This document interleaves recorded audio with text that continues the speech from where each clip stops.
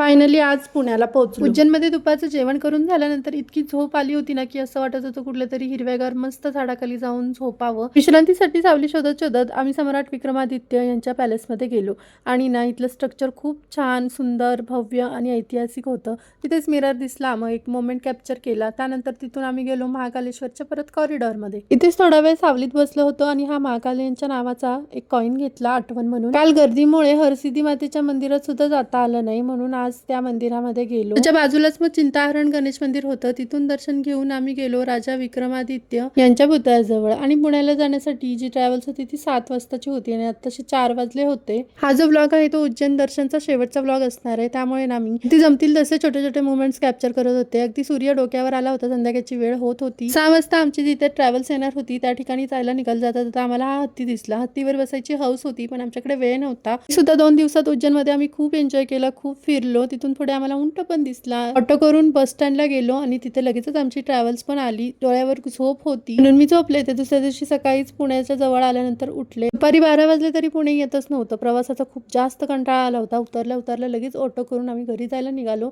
आणि 1 वाजता तब्बल आम्ही मग पुण्यात पोहोचलो.